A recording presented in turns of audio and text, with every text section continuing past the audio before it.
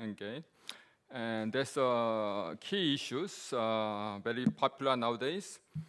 And the dilemma is that every country would have to have some critical mass of technology, but at the same time they can have everything in their own territory. That's the basic dilemma facing every country. So we'll see how each speaker in this session deal with this dilemma and concept. And luckily we have Jacob Adler, who is actually one of the first scholars who proposed this concept in European context. He's from Fraunhofer and executive director of the Fraunhofer Institute, okay, one of the key institutions in Germany. He's also professor at University of Manchester in UK. Okay. Then we have a scholar from US, Nicholas Bonotas. He is at George Washington University School of International Affairs. He is also globally known expert on technology and innovation policies. Okay, so he might present global and also American perspectives. Okay, then given these two speakers from abroad, we'll have Korean scholars, Sang-uk Park from SNU in Department of Science Studies. It's one of the new interdisciplinary department in SNU. He's the expert on science and technology policy in Korea.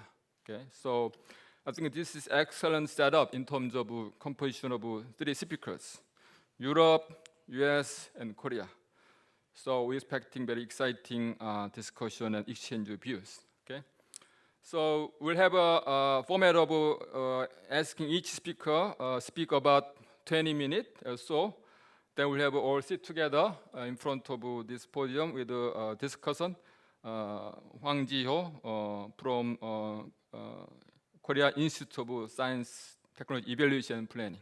Okay, so let's invite Jacob Adler as our first speakers. Okay, let's welcome him. Okay.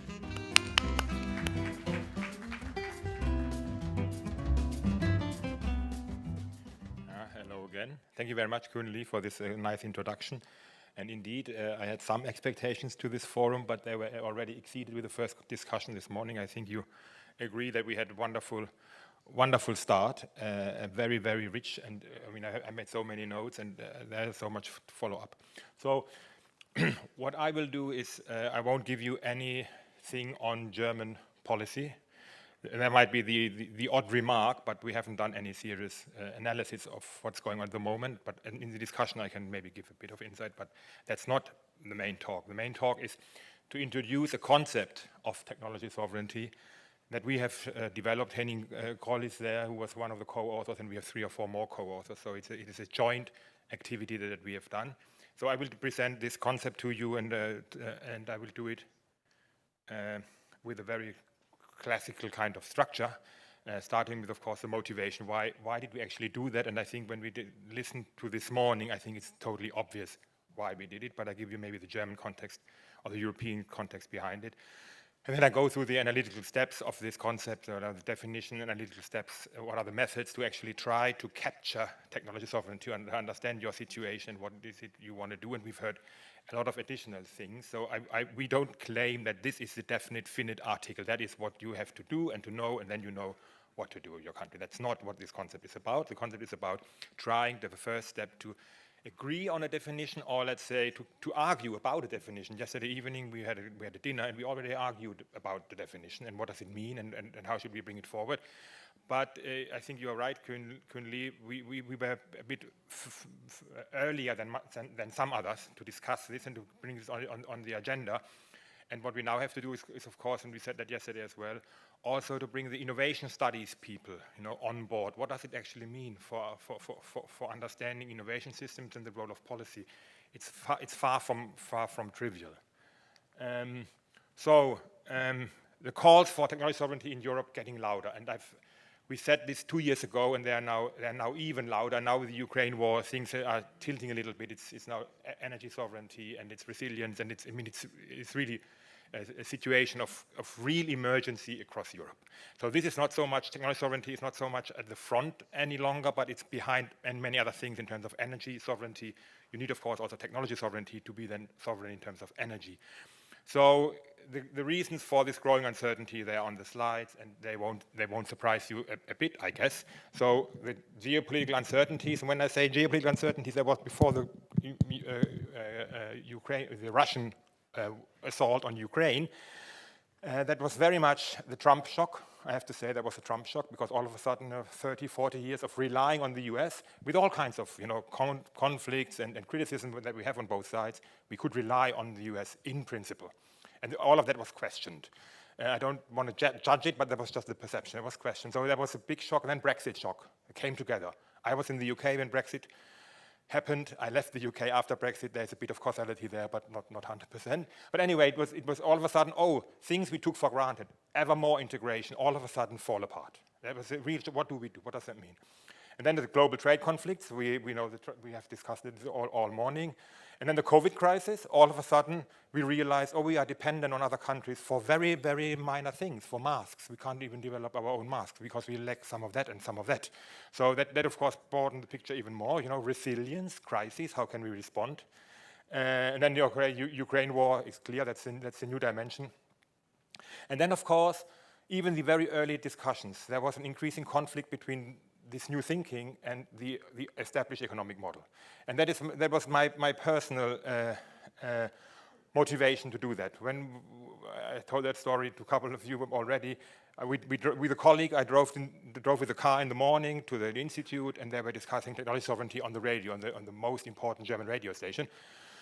And the discussion was so silly/dangerous that I thought we as an institute like Fraunhofer ISI, we have to do something about it. This discussion runs away, and then it's all about autonomy, and they are all foes out there, and we can't rely on anyone any longer, and we have to bring it all back. And so it was a very, very intense debate in the wrong direction.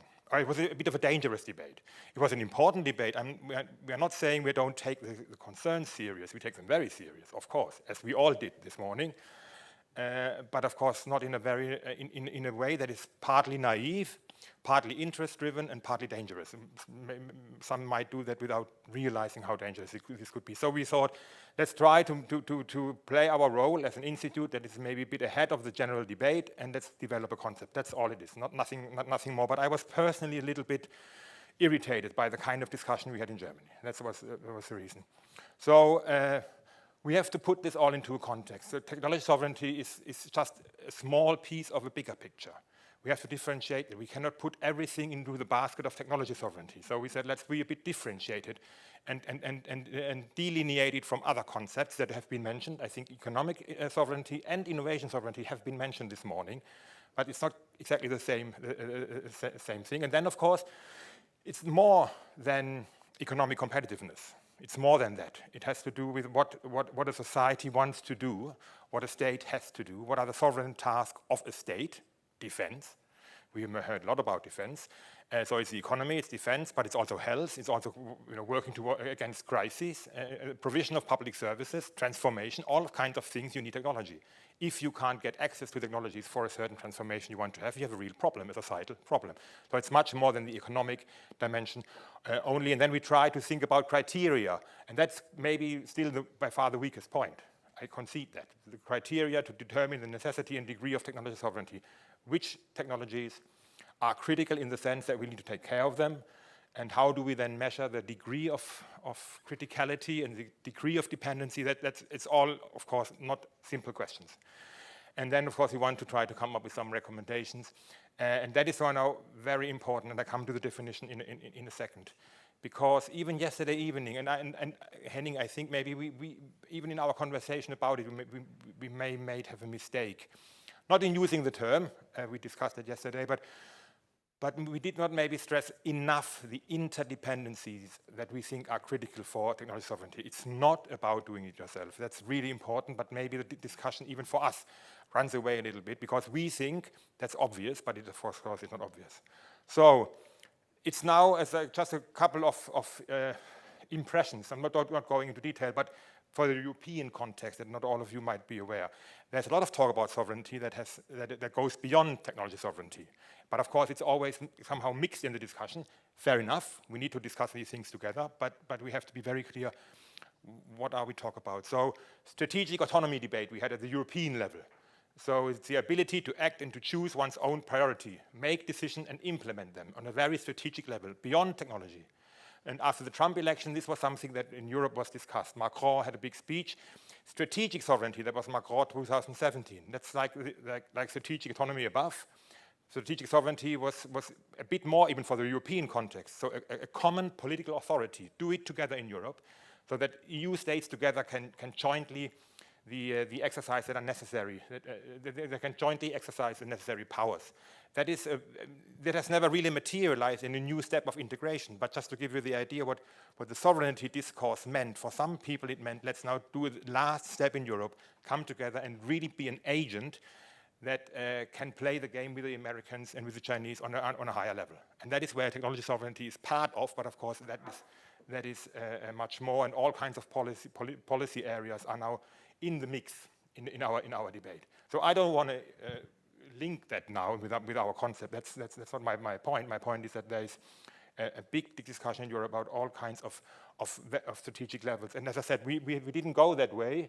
That was politically not viable. Macron somehow didn't get any kind of echo, especially not from the German government. So that didn't really play. But the discourse is out there. And when I talk to people in Brussels, but also to political scientists, because I'm from that community, this is not really underpinned with any real concept. We don't really know what strategic sovereignty means in Europe. And then I don't go through this. It's just a more visual illustration of the kind of discourse we have in all kinds of countries, in international organizations. World Bank is here. We had a seminar on this topic. OECD, we had a seminar. European Commission is very strong in it. Various countries, and they all talk a little bit differently about it. But it's there. It's everywhere. Be it small countries, big countries. If you go for Germany, which is here, we have now a Council for Technology Sovereignty at the Ministry for Research and Education. So people is responsible for research and development policies and a part of innovation policies. They now have a council that advises them on what are the critical technologies, what are the risks, what are the dangers, what the Korean deputy minister said about monitoring and trying to have strategic intelligence about it. That is what this council also will do. And what they also do, and we have been beneficiaries, our institute now does the first study on technology sovereignty on one technology. So we apply this concept now for the German ministry in really big time, I would say. And then we had a science summit. That's the highest summit once a year. The chancellor was there. I was invited for 4 or 5 other people. And the headline was technology sovereignty. So that's the level of discussion that we had with it. It has been really hot. And now, of course, with the energy crisis, things have shifted again a little bit. So definition. That's our definition. I mean, it's out there now, the ability of a state, and we say of a federation of states. So because we think in European terms, and one of the speakers this morning said, well, Korea is different from Germany, most of all because we don't have this kind of integration into something that is similar to the European Union. We don't have this kind of safety net. And for us, it was very important. We don't define this nationally only. But that's a German situation. That's not the Korean situation, obviously. So the ability of a state or a federation of states to develop technologies, it deems critical for its welfare, competitiveness, and ability to act more generally. So it's not only about the economy, and it's not only about defense. And that's important, it's in green. Or source these from other economic areas without one-sided structural dependency. So that's the interdependency we want to see. So, of course, interdependency can go various ways. You know, you are intermingled in ways that you can almost not disentangle any longer. Or you have a tit for tat. You say, well, I have this, you have that. Let's have a trustful relationship, and we have a give and take. So there are different ways of having interdependency, but it's very important. If you can source it from another source that is not reliable and where you have one-sided dependency, then you are not sovereign. You're permanently under the risk of someone pulling the plug. But that's why we mean without one-sided structural dependency. That's a very important part of that definition, and sometimes that seems to be forgotten. But that's maybe was our main point, because the first 2 lines everybody agreed. Oh, I'm a bit too slow. So now that's what I said earlier, we have to differentiate. And of course, it's hard to differentiate because these things are not clearly to be differentiated. But innovation sovereignty is much closer to market. What does it need to take it into the marketplace? We have, in this state of our concept, it's more about the generation and the access to technology. but it needs more than just the access and the ability to create a technology in order to actually deliver it. So innovation sovereignty and even economic sovereignty are then broader concepts. And we said let's first focus on this, because if we go to economic sovereignty, then there are all kinds of other variables that come into play that are important, of course, and they are interlinked, but let's conceptually divide them. So what are the analytical questions? Criticality. Is a technology currently or in future indispensable? That's a critical question. And to what extent could access to it be threatened by external shocks? So how critical is technology? Now you can imagine what that means if you ask these questions to 15 economic sectors. 15 will say ours is very critical. So to define what are the choices, we've heard about choices and priorities that you have made, is of course a very important task that cannot be done by analysts alone that have some kind of nice modeling approach and then say this is that and this is that. It's also, of course, always a political matter as well. That's just life, but you have to ask the question. And for what political space should that be defined? That's, again, the German question. Is it something we define at European level? Is it something we define at national level? So that's a very important dimension we have added. And then what is the time scale? Are we talking about long term, where you can think of then building up the potential, the competencies almost in all kinds of technologies? Or are we talking about very short term, closing gaps? Or are we talking midterm? What does it mean in the next 4, 5, 6, 7, 10 years? So time scale is really important. A reaction to immediate crisis is different from saying that in 10 years we want to be able to do this somehow in our own space. That's important. And then in which functional context is the technology critical? And I come back to that here. So we just wanted to highlight, and I don't go into all of the details of this table, but we wanted to highlight it's not only about economic competitiveness. That doesn't work. Not only about competitiveness, it's also meeting needs of society and the sovereign task like defense, which is the main one. So that's maybe a bit artificial separation, but it is important for our debate. It's not about the economy only. And then it's static. What do we have now? And then, of course, what are the dynamic developments? Foresight comes into play. What are the kind of things we can expect, we should expect, we won't expect from our system? And then we can fill that. So these are the kinds of dimensions that you can look at. It's these three, the tasks, societal needs, it's by public services, critical infrastructure, public healthcare, and so on. And then being crisis-proof, that came, of course, in because of COVID. We realized, it's also about resilience. At this moment in time, you might be stable, but what happens if there is a crisis? Are we then also able to react, mobilizing technologies? And then this is about dynamic development. For example, sovereign tasks, informational self-determination. Can we do that in the future if we are relying on foreign technology?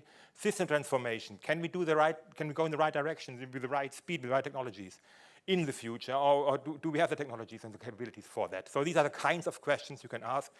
One is more static, but more important maybe is the dynamic development that you see down there. So now a couple of analytical questions. Determining the degree of technological sovereignty.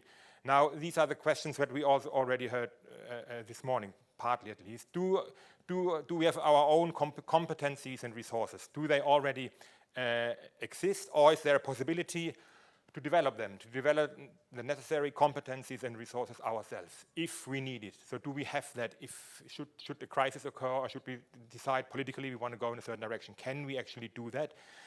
Does access exist to resources, competencies, and upstream services of third parties? Do we have the access? Is that access trustful? Or do we have, and that's very important, do we have substitutes available? So if we have lost the race for certain technology and we are dependent, can we do things differently to achieve a certain goal with different kind of technologies? So technology sovereignty doesn't only mean you have to copy everyone else and be better because you don't have the access any longer. It can also mean you might create alternatives. So if you have constraints in all of this, if all of this is a no, then you have an issue. Then you have a real issue, a problem of technology sovereignty. If all of this is a no, if one of them is a clear yes and you can secure it, this may not be a focus of your technology sovereignty policy in the future. But these are the critical questions.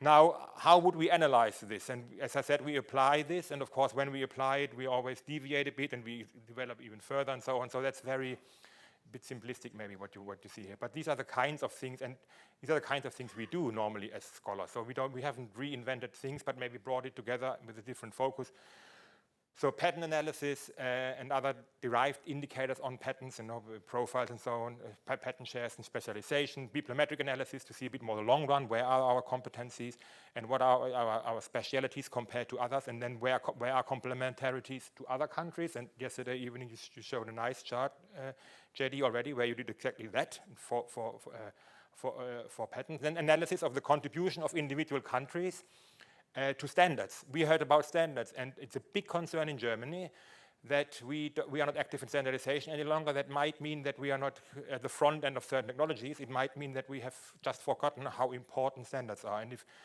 Chinese are sitting in many of these committees with a lot of people, that might mean something for future markets and for future technologies. And are we part of that game? So, but it's part of the analysis. Where are we actually active in standard setting, and where do we play a part of that? And then we can analyze technology and resource-specific production statistics. What do we actually manufacture in what kind of areas, and where are we weak? And then export shares, technology-specific, of course. Dependence and access to competencies and resources, that's very important. So we look again at analysis of international standards and patents and open source. So what are our competencies compared to them elsewhere? Same true with trade balance, and that you can of course group by technology to see where are we actually strong, where are we weak, where are we falling behind. Complexity indices that just indicate the sophistication of your exports that you can have to of course to break it down. Time is running out, I know. International trade behavior, so that's very important, because when it comes to complementary partners elsewhere, you need to understand how trustworthy are those countries. What is their behavior in WTO? What is their export behavior, their trade behavior, and so on. So especially for raw materials, there might be a lot of countries out there now when we try to resource things, where we have to better understand what is actually what has been their behavior and how reliant are there, and what you can also do to look at governance indices and other things to understand systems better. Many countries do that, but I think we have to roll that out. Strategies, and I come to end very quickly, strategies for dealing with challenges. Strategic intelligence, I mean, we have heard about this. You want to create some monitoring device, strategic intelligence in Korea. I absolutely think that's absolutely needed.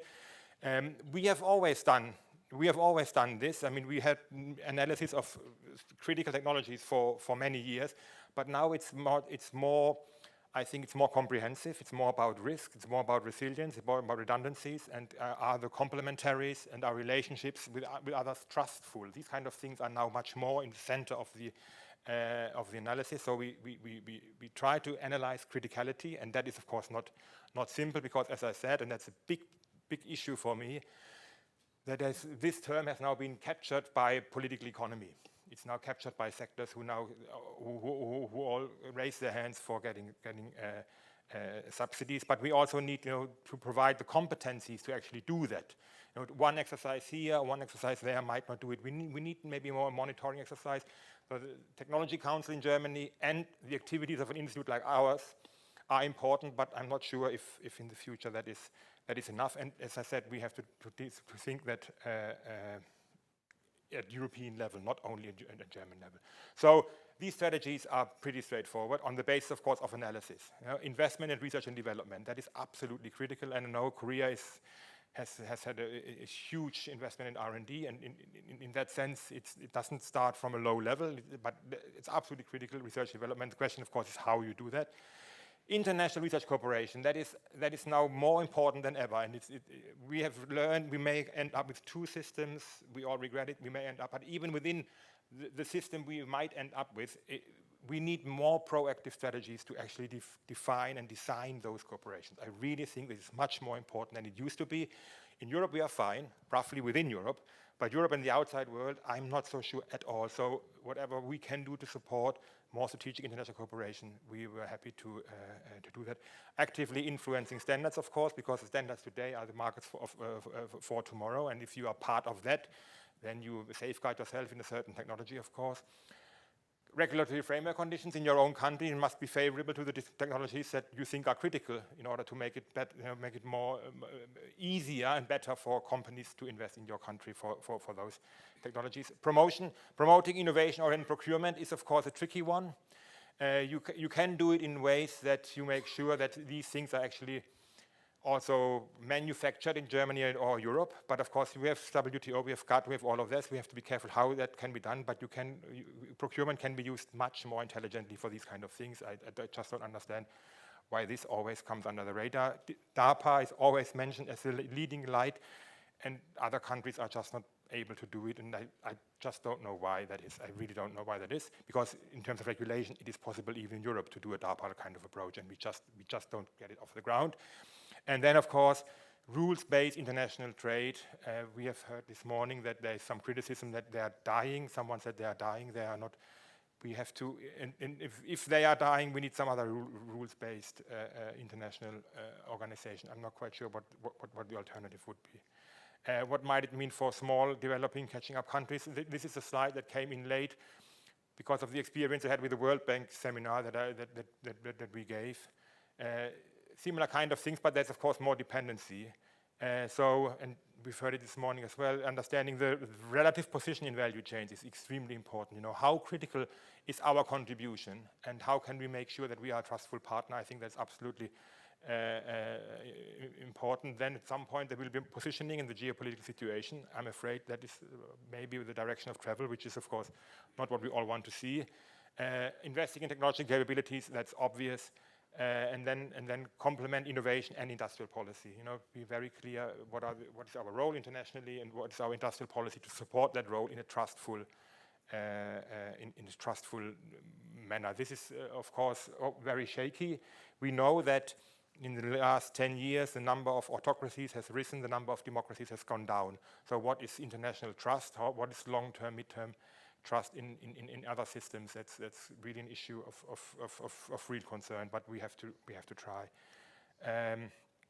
Conclusion: don't throw the baby out with the bathwater. So if the message is, you know, we have to do it all ourselves, then it's the wrong message. We have to be very clear that the efficiency of the global or of a broad transnational integration of technology development are enormous. We've seen it with one disruption and we see what's happening. So this is extremely important that we do this in a very cautious, integrative, open, transparent way. We should. So I think it is absolutely legitimate to think along those lines, but we have to do it in much more intelligent ways, and try to set up a monitoring system that is worth its name. So with that, I would like to finish. It was a bit of a quick run through the concept. Again, I want to say this is not the final product. It's just a contribution for the debate on this topic. Thank you very much. Thank you.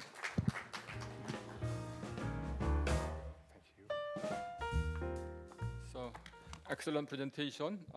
It's rare opportunity for us to listen to the view on this sovereignty by the original scholars who proposed this concept first in the world, I guess. Okay, but as you know, I heard this Adler's talk last year about similar topic, but I noticed that this concept is keep evolving and modified and changed.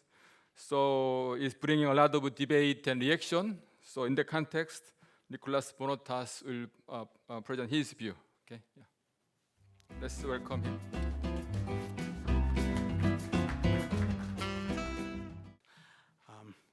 Thank you. Thank you, Professor Lee and Professor Lee. Jeon Dong Lee for inviting me here, Professor Lee for introducing. Thanks everybody in this meeting. If anything, coming here from the United States was useful for me to learn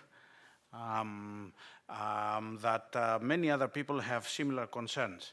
When Professor Lee, my friend JD, invited me in this meeting, I actually thought a little bit about it. I looked at the title, sovereignty. I kind of felt a little bit insecure, and I asked him for a favor. Could you allow me to take a critical view of this? Just for the sake of discussion. The truth of the matter is that I have preached globalization for decades now, and I'm not about to give it up because of technological sovereignty. So what I will do, I will take a very quick, I will take you around like a true professor, several slides. I will take you around to some of the arguments and see where they might stand, where they might fall, and primarily from the US point of view, because that's what I know a little bit better. Of course, Bill did a masterful job in the morning. He explained everything about the policy, so I will explain why this policy may have a few problems in terms of implementation. So this is actually the questions that I raised. There are five issues that I want to discuss here. What I noticed in the morning is that everybody is comfortable with all other countries choosing technologies and choosing critical technologies and whatever industries, but they are not comfortable with the United States doing that. It is actually the turn of the United States that shocks people. It's not that it is the only country, because Korea does it, China does it, Europe does it. Even the United States has been doing it for some technology, of course, military and outside of the defense sometimes. So the first thing is that what is happening in the United States seems to me to be against the long-term principles. And that means that our system may not be geared up for this, to implement it well. Second, I don't think we have very clear objectives here, and I will show you what I mean by very clear objectives. Third, it goes against some well-established principles of economic competitiveness. We have worked a lot on this, and I will take you back to some definitions. Four, which is very critical for me, it seems that we may be dismantling an international system that we have preached, and that comes with some consequences. And five, I'm not sure that everybody is reading history very well. Lessons that we have gotten from previous eras were similar, not exactly the same, but fairly overlapping situations existed. These are the core principles of US policy. They have been long-term. First, basic research is a public good, so we fund it publicly. Great. Second,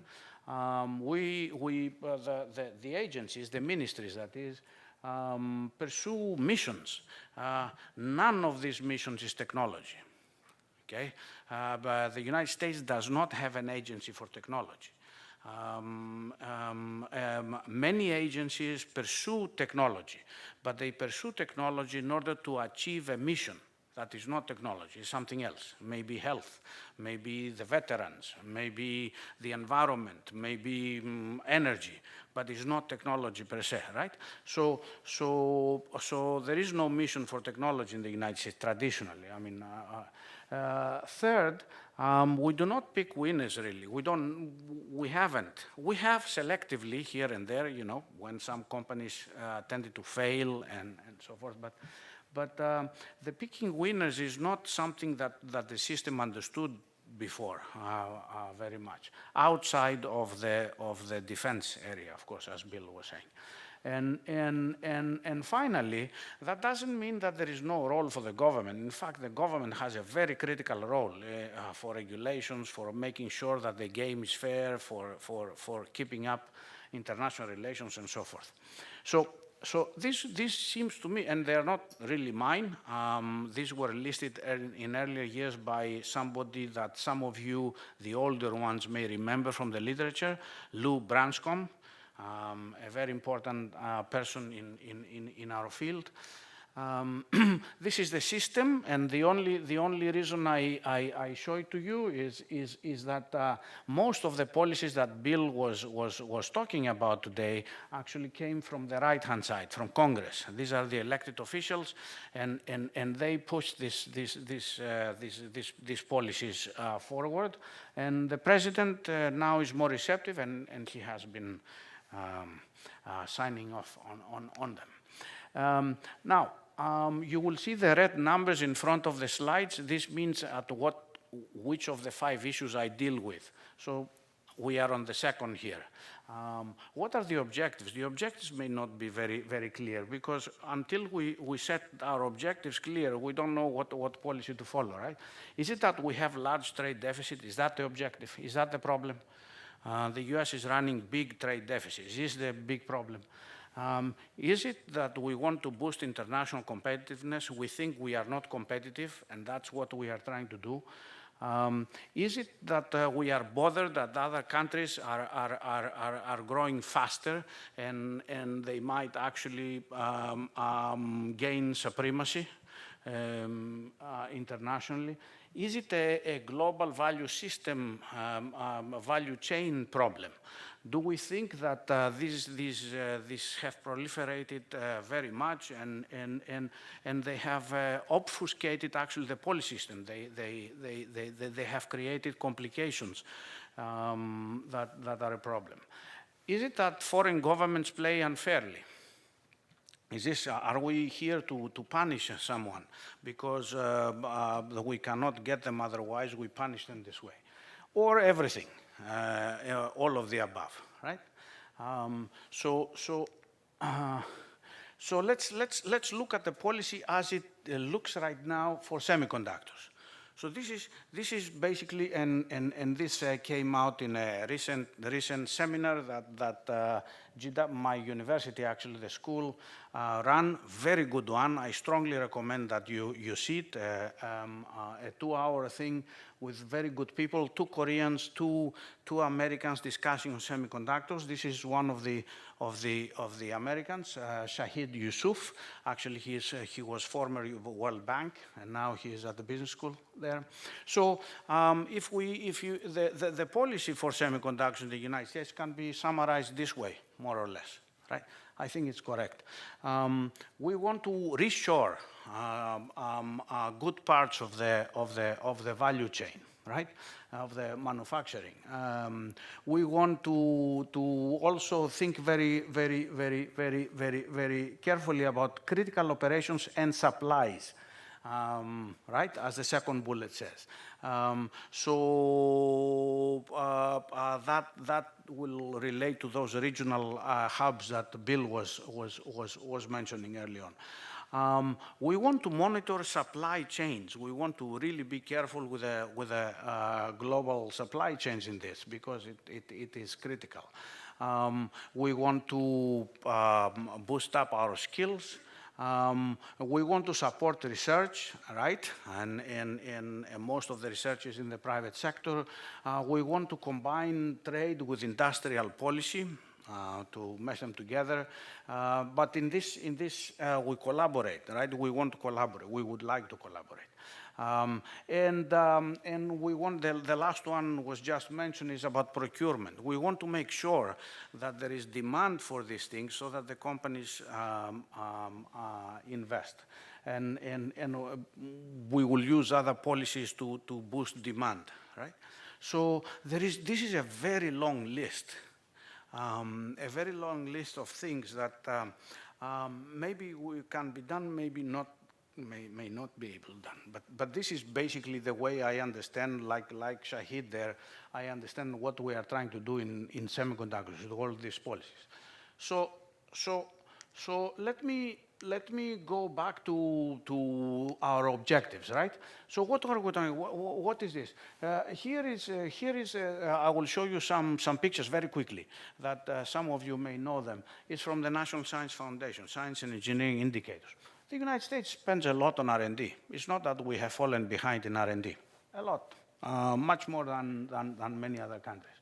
Are we falling behind in R&D expenditures? Not really. I mean, if you look over the years, the United States, North America, and primarily the United States, is at the bottom with the purple there.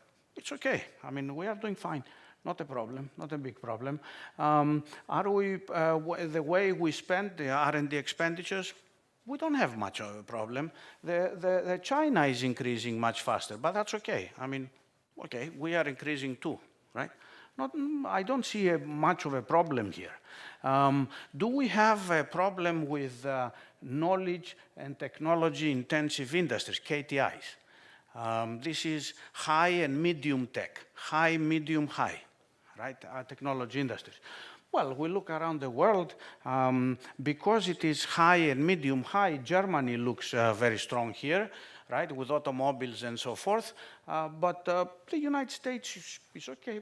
I mean, if you took only high, the United States would look relatively better, right, here, but to me, it doesn't look like a huge problem. Do we have, in terms of a manufacturing value added here, how do we look? Here it looks like another country is increasing. We are losing share, but global share, not really that we are going backwards in any other sense, right? So this is a share. Of course, others are growing. This other country is growing faster. So our share is dropping, but we are not losing really in absolute terms. Country share of global KTI manufacturing value added by different industries. You see the different industries. The US is dark blue. China is the light blue there. There you see China is doing, I mean, as you go from the top to the bottom, they are really progressing pretty well. Fine. They are doing pretty good. When you turn into services, however, here is we are going into services. Clearly, the US is playing at a different level, right, than anybody else. So if our economies are very much dependent on services, KTI services, the US is very different from anybody else. You see these services in this graph, IT and other information services, software publishing, scientific research and development, the US, the dark blue. Not bad, not bad. I wouldn't say that we are looking at a disaster here. I would say that the country with the light blue is doing very well, is also progressing. Good for them. I don't have a problem. Good for them. But we are okay. In my view, right? Now, here is starting to become, the picture starts becoming a little bit worrisome. This other country, China, right, is increasing very fast. We are not dropping in any, but not so fast increase, right? You see the graph with the exports and the different, the way they have evolved through time, 2002, 2010, 2018. This other country, China, is of course ramping up. We know this very fast. The United States, the share has dropping, but okay. We say that here, perhaps in the exports and the imports, then this is shocking most people, most policy decision makers in the United States. This graph, look at the United States, the dark blue is really creating huge trade deficits, right? And these are in knowledge and technology intensive industries, right? So that's the great, all right. So many years ago that most of you will not remember, some other president, President Reagan, in the mid-'80s, when we had the problem with Japan, put together a very prominent committee, actually, very, very good people, very good economists and others, and they really defined competitiveness. What the hell is competitiveness? When I am thinking about competitiveness, what do I think? This is the definition. Right? The definition, and it says, if you look at the top, under free and fair market conditions, so that is important, that nobody plays unfairly, this country can produce goods and services that can meet the international market, that can be successful internationally. One, right? At the national level, then this is shown by superior productivity. So productivity is the critical thing. And also in the second line there in the middle, the ability of the country to shift output to high productivity activities. In other words, this is not a static picture. It evolves through time. And if you are going into higher and higher value-added goods, you are doing well, right? This is the trick. Increase your productivity and go to higher value-added activities as you move on. And competitiveness, then at the bottom is rising living standards, right? Expanding employment opportunities and maintain international obligations. In other words, don't go bankrupt. Last sentence there, it is not just a measure of the nation's ability to sell abroad and to maintain a trade equilibrium. Very clear. So trade and the way you measure trade is not really the most critical factor. In other words, it says here, okay, trade deficits, but the trade deficits need to be seen in some context. So important, no need to read all this, I have put it in black. Compete internationally, look at goods and services, not just goods, goods and services, look at productivity and look at structural adjustment and the way to go to continuously go to higher value added activities, right? Okay, so this says the same. Let's go to number 4, right? Number 4 is about these JVCs, these global value chains. There has been a problem more recently. You see the middle paragraph there, supply chain fragility, cybersecurity issues that we have very critical in the United States, COVID and all this. They have shaken our confidence in this thing. So we have started talking about resilience. In other words, what the previous presenters here talked about, risk management, that's a resilience, risk management. So the White House is creating all sorts of efforts like this one in this report, and we heard something else earlier, conferences and all this, to actually examine this critical global value chains, the value chains, and here you have the different ministries, no need for you to read, but it's like semiconductors, it's batteries, it is minerals and materials, it is pharmaceuticals, and the function is given to different agencies, right, for different industries to examine what's going on internationally and advise the government.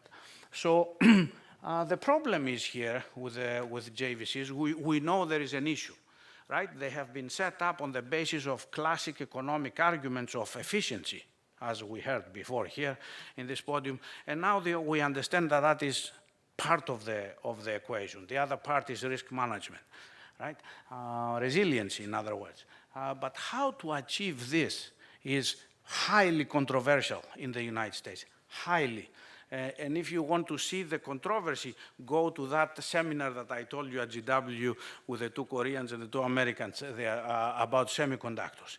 So, for example, there are people like the one that I mentioned there, Lisa Porter, who was a very high official in the Department of Defense, actually, in the previous administration, who advocates that all this can be resolved by standards and the way we design our products. So as Jakob was just saying, stressing standards, to her, in her opinion, and the point that she's pushing forward is design on zero trust basis. In other words, you don't design a system to be secure. You design a system where you assume there is zero trust, and you manage, the system will be designed to manage risk, right? Okay, very good. So this is highly controversial, how to manage this. we have to think about. And then we go to other reports like this one, right? The World Development Report 2020. Just look at what they were saying for JVCs. JVCs can continue to boost growth, get better jobs, reduce poverty, whatever, provided that developing countries undertake deeper reforms, okay, but industrial countries pursue open, predictable policies. That's exactly what we are dismantling now. Open, predictable policies. There is no open, predictable policies now. We are making it very obscure. So other international organizations like the Asian Development Bank here actually push some points that are very valid. The trade statistics are outdated. Completely outdated, right? So what we measure with the trade is not really what's happening. Few people understand that what Apple sells in China is not measured by trade statistics. So Apple is making money in China. Apple is an American company. We don't actually count this. It sells services, right? Our trade, the way we measure trade, and this is important because the big argument here is that in trade we are doing terribly bad. We are sinking, right? So these people with this running this study say that look, I mean, we need to perhaps fix something else. The world looks very different here. So the integration of services in JVCs and what that means is terribly underrepresented in our statistics. And the point is that that's exactly where the United States is doing well. That's the point here. That the trade statistics, the way they are, do not measure appropriately the strengths of the country. Right? But these things are being missed around. So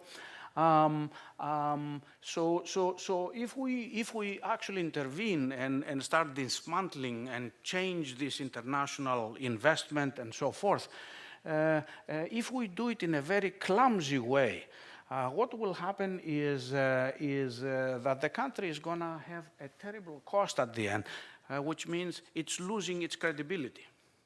So the country itself, because it pushed the system for decades, that now suddenly it wants to dismantle. And that is not very good for public relations, right? So fifth, my last point, is this the first time that we are seeing something like this? Of course not. Huh? You go back to the books, you see how many other times. Excellent old article by Nelson and Wright describing the old situation. The first time we saw it with Great Britain, Germany, and the US on the other side. But there was a more recent one where I showed you the competitiveness definition from. And in that case, Congress got alarmed. It did do a lot of things. You know kinds of things? These kinds of things it did. Very good pieces of legislation that up to date they work and they are being emulated all over the world, right? Beautiful pieces of act. None of them is interventionist in the way that the new policies are. So basically, if you go down this list, you will see that these are policies that are trying to create what that definition of competitiveness said we want to create. We want to actually push knowledge. We want to have it more efficient out of the universities. We want to increase productivity. We want to increase skills and so forth. It's not dismantle a system, right? I will finish soon. So these are the three pieces of bundles of legislation that went through. Pay attention to the fact that the first two, Bill, correct me if it is, I mean, I don't know, you know better, but it seems to me that the first two are bipartisan. And these are the more traditional American kind of issues. That the third one, where most people have problems, is partisan. This is the only one, the third one, where all this discussion is arising around the world, is actually from the Democratic Party, right? So there are political reasons behind it. I don't criticize the party or whoever, right? But it's important to know that this is it was not supported by part of Congress. So this is the one. Here is the conclusion of Bill. Bill wrote this conclusion, not me. Now the U.S. policy is changing, and I want dramatically because of this, and I want to end up with this. Is this really the change in policy? Is it a long-term? Somebody raised that question. Is this a long-term objective to change the policy? Or the long-term objective would be, this is a short-term reaction, short to medium-term perhaps. The long-term reaction should be to actually modify the international system that should support the global activity, but in a different basis. Different international organizations. Not like the ones that have no teeth.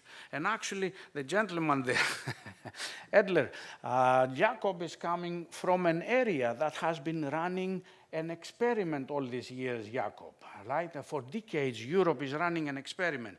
And if there is one lesson from this experiment that is relevant to this discussion is that any place where economies mingle very much needs to must have strong rules. And it seems to me that what we are lacking internationally are strong rules. It's not a market. Economists always knew, right?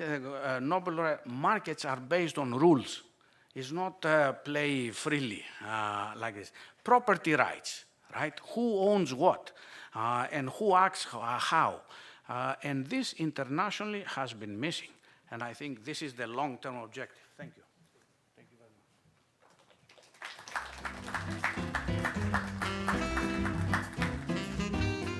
Yes, I think we are getting very exciting stage of debate. Thank you, Nick, for raising important 5 points of discussion issues, which will further stimulate our discussion in this session. Okay. So then let me finally invite Professor Park from SNU, Park Sang-wook. Maybe he keep taking from Korean perspective on this important debate on concept of technological sovereignty. Okay, Professor Park.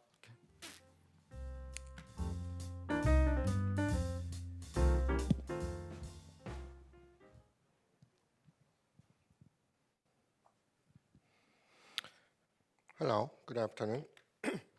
I'm very delighted to be part of this so far fascinating seminar. And also I feel honored to present following to 2 distinguished scholars who I admire a lot. I'll be talking about technical sovereignty and the mission-oriented policy in Korea.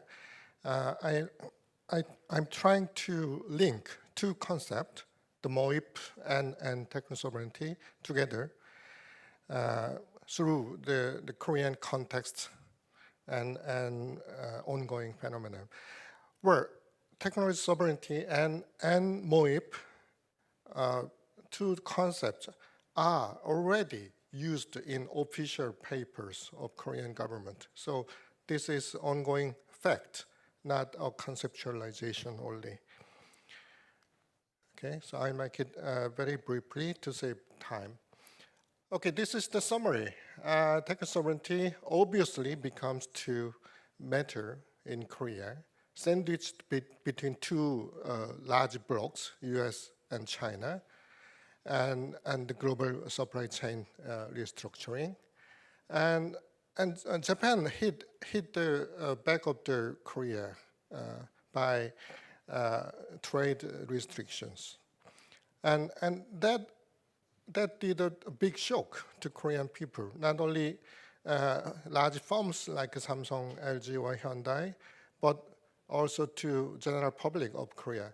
So technical sovereignty became a very popular and hot issue here. And the new Yoon administration, new presidents, Yoon administration has put the MOIP approach forward very forward to every science, technology, innovation, and industrial policies. So now we cannot say anything other than missions. So everything should be in missions. So I'd like to claim that Korea's response to Japan's export restriction has already showed an example of the MOIP approach, mission-oriented innovation policy, and that mission is to respond to the challenge of technological sovereignty crisis. This is the concept of the new MOIP suggested by Mariana Mazzucato. Mazzucato originally told that this is new because she wanted to tell her MOIP concept from the old style mission-oriented policies like Apollo missions or Manhattan Project, something like that. So the new MOIP, so-called new MOIP, emphasized the grand challenges the humankind confronting, like climate change or sustainable development goals, etc. And then there is a top-down approach to set up the clearly described targeted missions. And then there is another approach from the bottom-up approach of the mission project portfolios, R&Ds, activities, regulations, campaigns, etc., etc.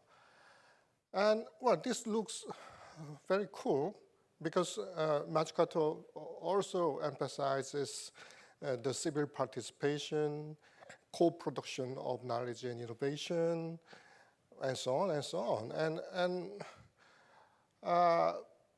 well, it became a hit to innovation studies community in the world. So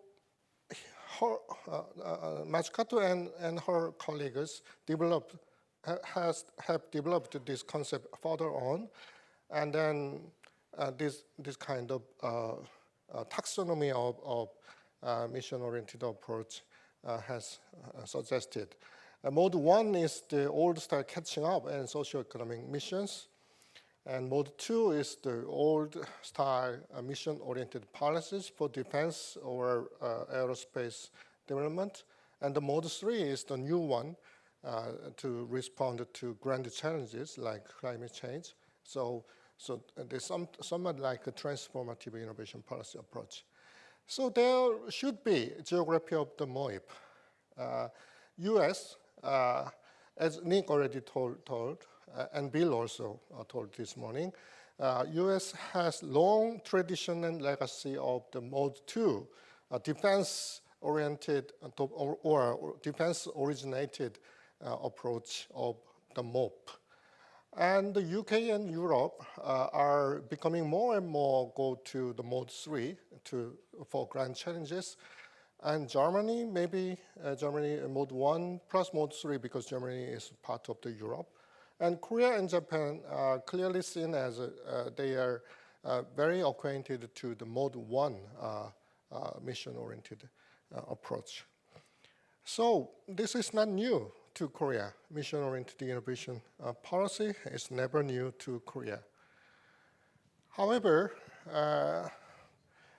but although the new MOIP concept and the revived mission-oriented policies have gained a big popularity around the world, nowadays there arise some criticisms to the MOIP. The first critique is the new MOIP revived legacy MOPs. So the government wants to do anything under the name of the MOIP, because everything can be missions from the government perspective. The return of old traditional MOP approach now perfectly matches to the nation-centric politics. So every country wants to be nation-centric. Domesticization of the manufacturing value chains, making jobs, improving welfare for their own people, not the people in the world. And the spectra of missions are too broad, so everything can be mission. And the conceptualization is still confusing. And innovation policy nowadays are becomes more and more comprehensive, including science policy, technology policy, innovation policy, industrial policy, or even many of microeconomic policies. However, a comprehensive innovation policy may become a comprehensive toolkit for the government. So the government now can mix up many policy instruments to do the missions. So if the MOIP approach meets authoritarian government or a government which has a tradition or legacy of authoritarian approach, that can be somewhat dangerous. And the new MOIP, as Matkoto said, the effective civil participation, I think it is very hyped and not very realistic. So in consequence, the MOIP approach should be and tend to be very technocratic. So they do what they want to do under the name of the MOIP. It's not my words. It's from Ed Steinmüller of the SPRU. Recently told me that the SPRU now is very against the MOIP approach. Yeah. Professor Kunli was together with me at the moment. So the missions to Korean government or Korea, there are a variety of missions, from economic missions to grand challenges, and the third one. This part is what I'd like to emphasize in this presentation: missions to secure technology sovereignty, global supply chain restructuring, which has been led by the U.S. Under the so-called the situation of tech Cold War between the U.S. and China. Innovation and Competition Act, IRA, CHIPS Act, etc., as Nick told very early. And we have learned a lot of the lessons from those crises. Japan's export restriction on semiconductor materials and urea solution crisis. Our Deputy Vice Minister told about urea solution crisis this morning, and also COVID vaccines. Unlike the US or the Germany,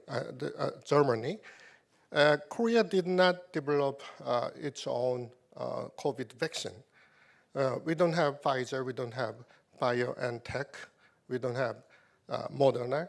So the capability to develop COVID vaccine is kind of a shock. That capability Korea is lacking, because biopharmaceutical industry is strongly based on science, basic science, but Korea did not do the basic science before 2000. So it is very early stage of the bioscience in Korea. So we couldn't develop Korean vaccine. So that thing, the lack of the COVID vaccine capability also implies the issue of technology sovereignty. Okay, this is the case. The strong trigger is the Japan's export restriction. In old days, maybe not very old, just several years ago, Korea's high-tech industry, such as semiconductor, OLED display, and secondary batteries, have long been depending on Japanese suppliers for high-tech materials, components, and instruments and equipment. And while Korean companies depended on China for minerals like lithium minerals, raw materials, and cheap chemicals. This is not we can make it or we cannot make it thing, because this is kind of regional division of labor. And 3 countries, China, Korea, and Japan, have been doing it very well. However, Japan hit back of the Korea all of a sudden due to very political reason. Because Korean court, not the government, administration government, Korean court made a decision about the compensation of the Second World War labor thing. And then Japanese government, METI, did this attack as a revenge. So Korean people were very upset, and wow, this is kind of a pinpoint surgical attack to Korean high-tech industry. Among the restrictions, there was 3 key materials, critical materials: fluorine polyimide, this is for the flat panel displays, and photoresist for semiconductors, and high purity hydrogen fluoride gas for etching also semiconductors. Well, Korean companies or Korean semiconductor sector might have developed those. However, Japanese firms were very good at making quality materials in a very reasonable price. So why did we need to develop those materials by ourselves? However, this kind of restriction certainly made Korean firms make those materials by themselves. So it is obvious that this incident was a threat to Korea's technology sovereignty, which is by definition, according to Professor Adler here, happy to have him here, the ability of a state to provide the technologies it deems critical for its warfare competitiveness and ability to act, and to be able to develop these or source them from other economic areas without one-sided structural dependency. So the Japanese trade restriction revealed a case of the one-sided structural dependency and its vulnerability. Well, it's gone.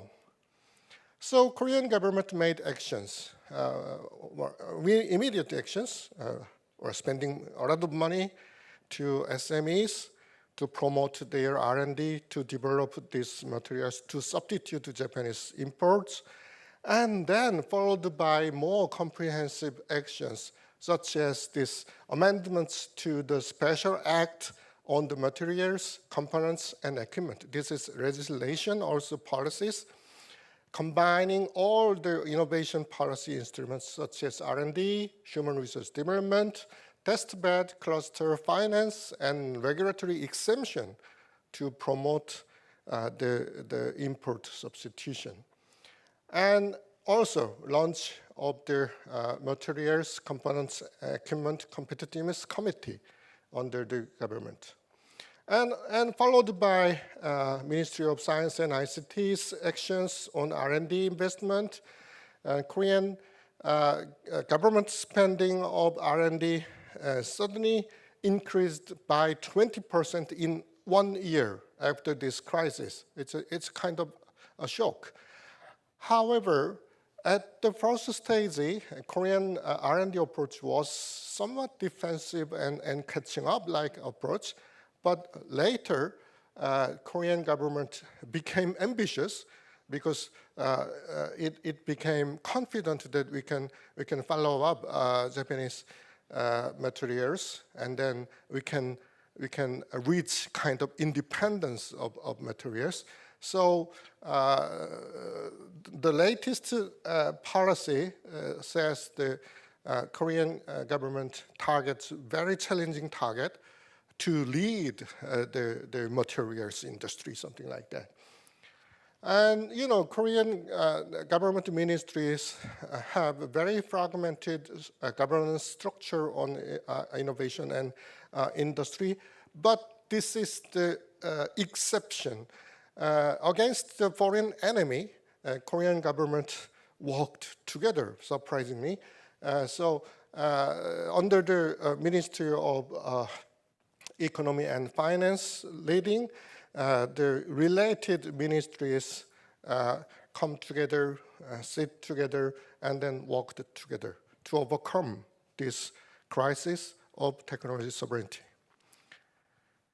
So this is the last slide. It was the Japanese attack. It was perceived as an attack. It's not a war, however, attack. It became very politicized. There occurred the elevation effect with nationalism and historic anti-Japan mood, because Korea has suffered Japanese colonialization for 40 years. I think it is very dangerous when technology sovereignty discussion meets nationalism, and also a country like Korea, which has a strong authoritarian legacy. So this is the slogan: the materials, components, and equipment independence against Japan. It has triggered technology nationalism and opened up technology sovereignty discussions, which has been strengthened by the US pressure on Korea to behave as an ally. Do not rely on China. You are mine, something like that. So IRA hit the Korean automobile industry, Hyundai Motor Company, electric vehicles, semiconductor industry also need to prepare for making their global value chain restructured and so on and so on. Meanwhile, the COVID-19 pandemic also intensified this issue. I already told that.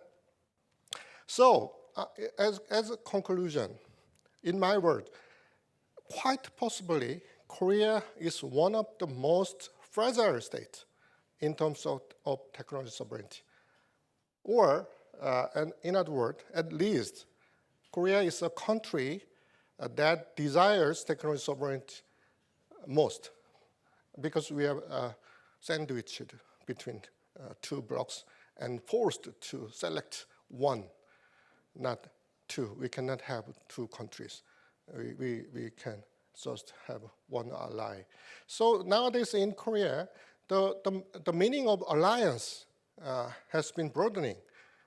Old days, alliance is only for security and defense, but nowadays, economic alliance and science and technology alliance, and so on. However, the manner of this MOIP in Korea is never strange to Koreans, because in old days, 70s, 80s, Korean people and Korean government was very acquainted to import substitution, industrialization. So as Nick just told at the last presentation, old bottle in a new wine, old wine in a new bottle, sorry, old manner in a new policy packaging. So probably the MOIP is what Korea has long been doing, okay? So we are very good at mission-oriented approaches. That's my conclusion. Thank you very much.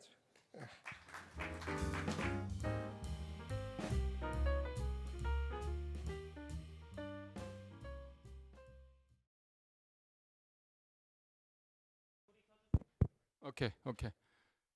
So remaining about 30 to 40 minutes, we're going to have a discussion. But before that, let me ask first our designated discussant, Dr. Hwang Jio from KISTEP, to raise his comment first. Okay. Thank you, Professor Lee. My name is Jio Hwang from KISTEP. In session 2 in this afternoon, the three professors presented the concept and importance of TS. and the policy prescriptions of each countries. Maybe Professor Bonorotas do not agree with that, but and also they expressed some suggestions on them. Professor Adler explained about the definition, analysis method, and strategy on TS, technology sovereignty. Professor Bonorotas pointed out the basic meaning, general meaning that we have shared globally about the national science and technology policy, industrial policy, national competitiveness, industrial competitiveness, and GVC. And he added some risk lurking in the recent series of US government's actions related to technological hegemony and technological sovereignty. And Professor Park explained MOIP and also introduced the recent case of Japan's export restriction to Korea and the response of the Korean government. But now I still have some questions. So firstly, I would like to ask 3 questions to presenters right now.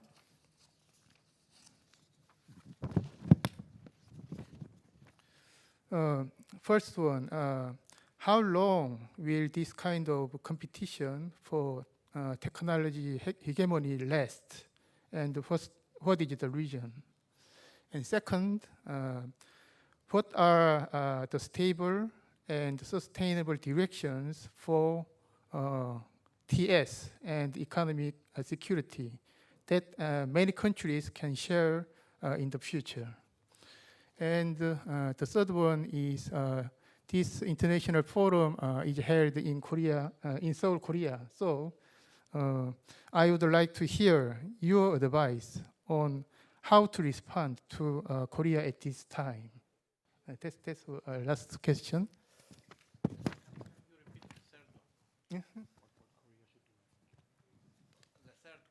The third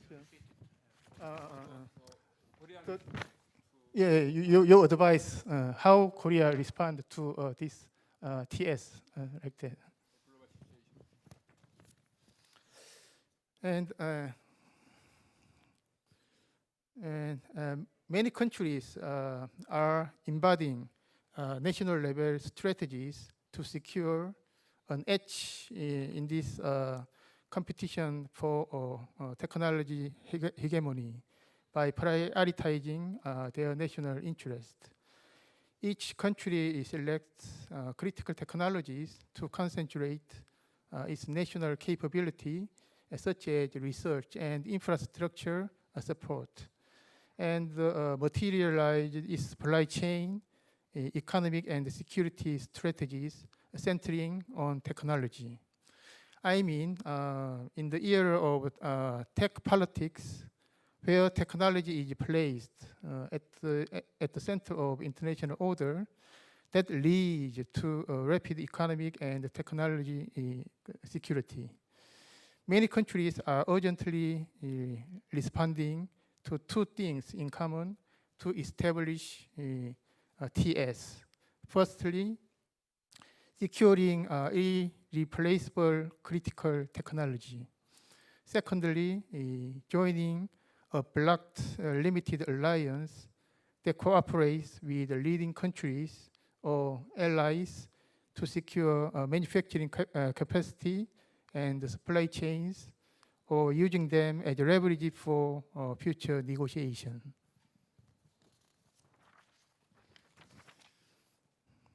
While strengthening solidarity among solid allies, potentially dangerous countries are thoroughly excluded.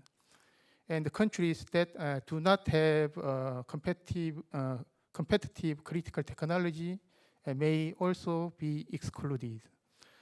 The United States, a representative hegemon, is pursuing strategies to stabilize its domestic supply chain and maintain technological superiority through the CHIPS and Science Act, the IRA, the Chip4 Alliance, and the launch of IPEF.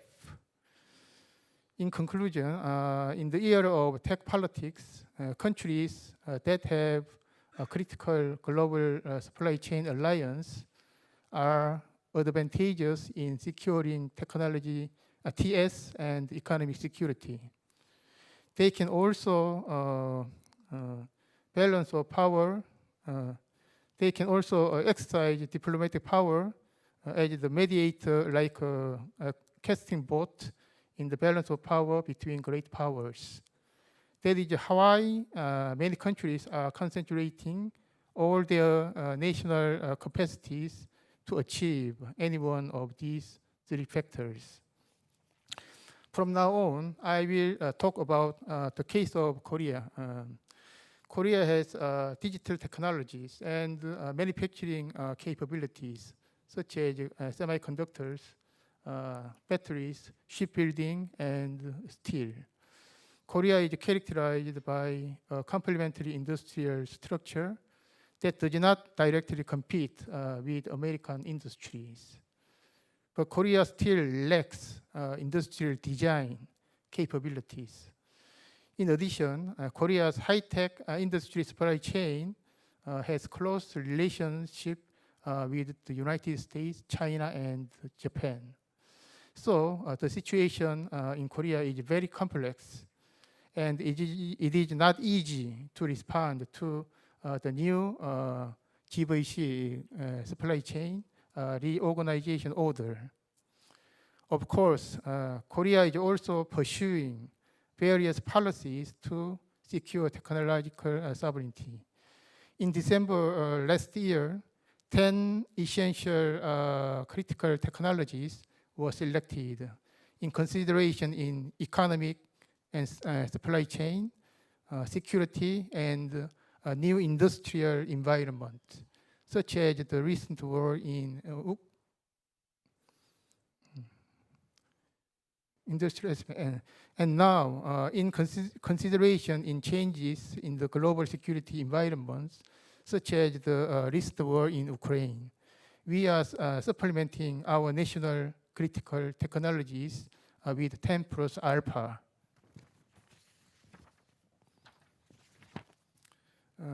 In order to promote the selected critical technology as mission-oriented R&D, specific tasks and goals to be achieved within the given time will be set.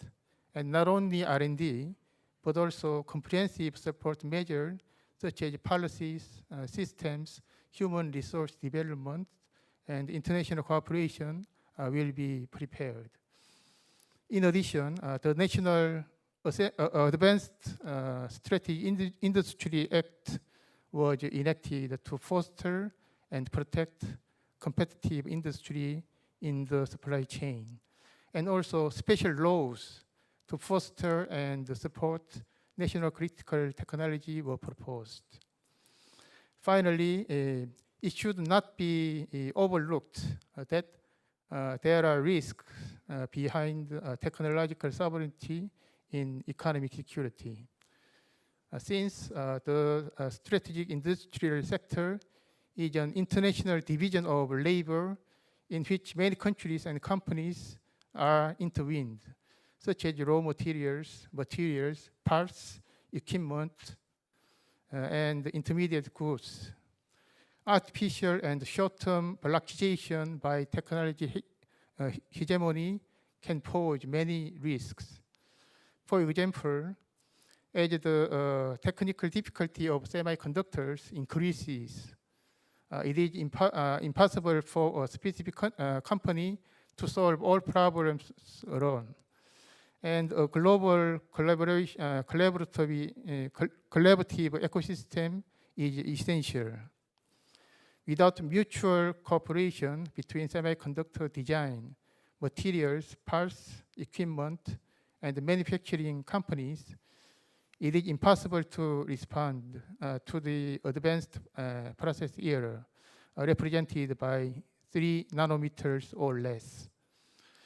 No single country can develop or produce all technologies, so we must avoid the temptation of a self-sufficient economy. It is also necessary to review the robustness and sustainability of this temporary alliance system. High cost and closed system that replace traditional technology sharing and open low-cost supply chains are not sustainable and could be restructured at any time through renegotiation.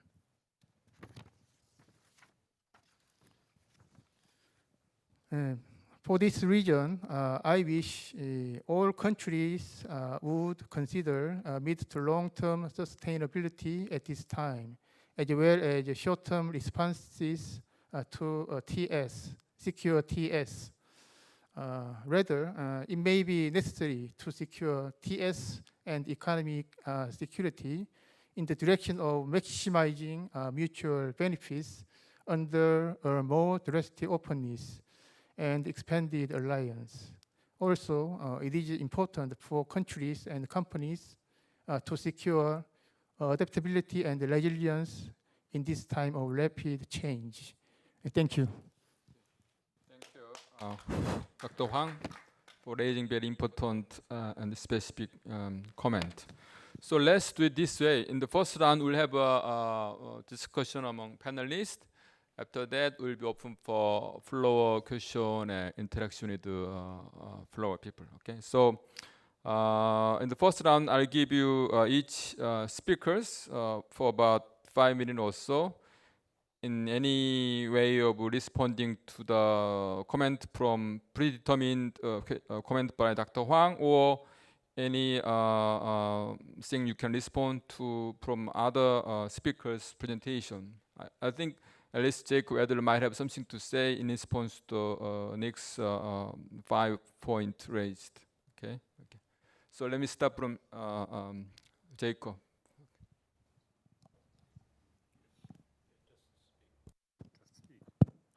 Okay, thank you very much, and thank you very much for your comments. Very, very insightful. Well, I don't know how to start. Maybe I start with your questions. How long will it last? Well, you expect an answer now, don't you? Of course, no one knows how long it lasts. We really do not know if there's a new balance where both US and China can live with the status quo that they find in a couple of years. I can't predict. But what we may underestimate, and I think Bill has made the point really nicely, is the power of internal politics. It's as simple as that. Certain things are done for internal audiences that have potentially catastrophic or very detrimental effects on the international scale. And that is nothing we can predict. We don't know who wins the next US election. We don't know after the party summit in China that we have, I think, this month, how stable that government is and what it means for Taiwan in a couple of years. We just don't know. So I really cannot give you a proper answer. My answer would be, don't monitor closely what's happened for national policy. And that's maybe something I would also comment to Nick. I was confused, and it has to do with the national policy. I was a bit confused. You very strongly looked at competitiveness and neglected what you saw as main driver, which is this gap in income and development chances in society. That is not only, but also due to manufacturing going down. While you said, well, in absolute terms, manufacturing was stable, it's just in relative terms it went down. So I was slightly confused because I was rather convinced about that argument that then had all the kinds of implications as to bringing manufacturing back, bringing good jobs back, America first, and that we know all that. So maybe would like to comment on that because I think that has been a major driver. So to make predictions, especially for the future, are very, very tricky, but don't forget the internal dimension. And then what shall I recommend to Korea? Well, what can I say? I think a couple of speakers have made very clear how tricky your situation is, being sandwiched not only between US and China, but also having all kinds of historical baggage, but now also recent conflicts that I actually wasn't aware that much. So thank you very much for your presentation. So you are in a very difficult situation. There is certainly no easy solution, certainly not from my side. But some of the things I've heard, I find go in the right direction, which is, for example, this analytical capability, monitoring to better understand your own system, to better understand the complementarities with other like-minded countries, whatever like-minded means these days, but like-minded countries, going for alliances that go not only US or not, but think about countries like my own or the European Union. I think there's a lot to gain with international collaboration that is much more explicit and much more strategic and based on analysis of complementarities. I think JD might say something about that if I'm not mistaken from what we discussed yesterday. So that for me is the way forward.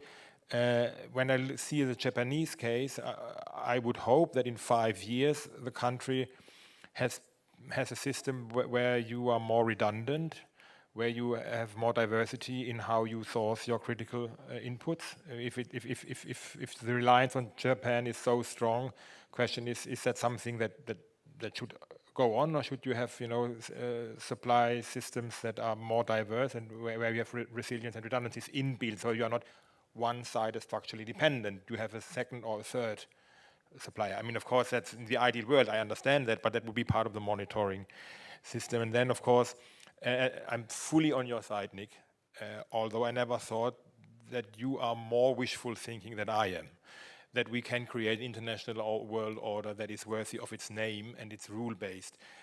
So, of course, Korea as a country would have to support all developments at all levels that bring rules back to the international table. Now, of course, you can say Korea, small country, no influence, of course, but we have to continue to try and to find alliances to maybe rebuild other organizations. So I'm with you, but the analogy to the European Union experience I would not make, because this is really a historic case that's so unique in terms of why we went into this interdependence, and it's much more than only rules. It's joint decision-making that is really tricky, and on a transnational scale beyond Europe, I don't see that kind of system. So these are the couple of comments on Korea. And I have more to other speakers, but I might do that later. Next. Thank you. Thank you very much for your comments. The how long, yes, we don't know. Although I am not, to tell you the truth, I'm never shy to say my opinions on things. Let me tell you, I'm not very optimistic on China. Let me put it this way: I'm on the pessimist of China. And the reason is that I was hoping that they will move forward, but it seems to me that they're moving backwards. It seems to me that they're closing up. I may be wrong, but so how long it will last? It will last for a while. Obviously, countries like Korea are facing big problems for the reasons that we just heard. You are sandwiched between two elephants, or more than two, perhaps. But what Jakob just mentioned should be taken very seriously. A very important role for all these countries like Korea is to push the majors to go for international rules. I mean, you have votes, international votes. There is places where we meet, and if you keep saying to the majors that this is going out of control, in fact, you will be surprised how much the majors need you. You think they don't need you, but they do. And thus, Bill said it already, and I totally agree. There is no country that and others, of course, other speakers, that can do everything on their own. We need collaboration. Simply now we are uncertain about who is who and where. So it's a risk management thing. I am also convinced that this resilience business with a global value chain is going to increase risks a lot and increase costs a lot. I mean, the system that we built after World War II really benefited a lot of people. It created trouble, as Bill said, this bifurcation of incomes in the United States that has led to the political crisis more recently is real. But we don't need to dismantle an international system to fix that. I mean, there are other ways of doing it, I think. And European countries, again, may have some lessons in that respect. Korea for a little while will muddle through, but I think the sides that it will take are sort of fairly clear. Particularly if China is moving this direction of pretty much autarky. It seems to me that China wants to be to achieve autarky in everything, and at that point, it's going to face problems. It's I think, and that's it. I will stop here. Thank you, Park Sang-wook. Professor Park. Yeah. Thank you very much for your comment and questions, Dr. Hwang. World has changed, and I think it will never go back. Some people in Korea says security, the U.S., economy, economy, China. In Korean words, 안미 경중.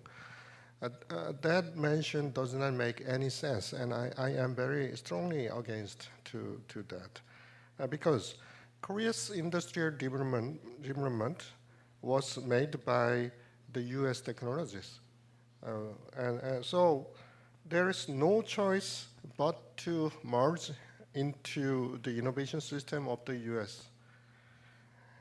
I may say the blocked system of innovation instead of national system of innovation. In old days, Korean firms produce things out of the American technologies. However, Korea cannot do the same role as a kind of a manufacturing satellite of the U.S. economy, because Samsung Electronics and Hynix need to produce semiconductors in the American territory, and Hyundai Motor Company need to produce electric vehicles in the U.S. territory. So I think there is no choice but to merge two economies, and we don't have the right to choose China, because Korean industries heavily depend on the American technologies. On the other hand, Korea is not a country that can pursue technology supremacy. So Korea needs to build a friendly network with countries that face similar situation, for instance, Germany.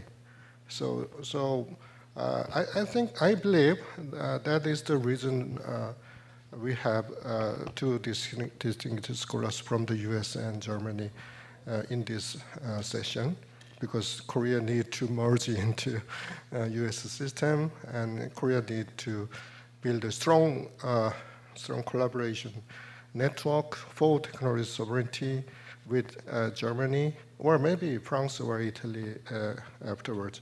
Okay, that's all. Thank you. Thank you. I guess this issue of how long this situation will last, it's difficult to say, but at least in terms of the size of U.S. China economic size or GDP, in next decade, 2030, the China GDP will be close to U.S. That's almost certain. But that does not end of this debate, this race, because China facing rapid aging, whereas US is not. US keep receiving the immigration and so in the longer term forecast is that US will become again bigger than China GDP. That means what? That means in the next several decades, we'll have two big countries, almost similar size, competing each other. So we hope that this rivalry does not lead to too much chaos or destruction, but rather they would coexist in a more predictable way under new global governance. That's why we have to work harder to realize that goal. That means we need a new global governance so that we don't keep living G2. G2 means group of two, they are collaborating. But we don't want S2, S means split. They are split too. We don't want to have to split too. So I think that's important challenge facing all countries around the world, I think. Yeah. Okay. So let's take any comment, feedback from floors. Yeah. Anwar from World Bank office in Korea. Okay. Yeah.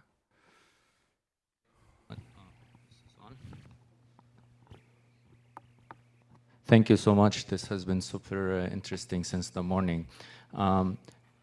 I have two questions, basically, which I noticed that there are two voices kind of missing from the discussion that we've heard so far.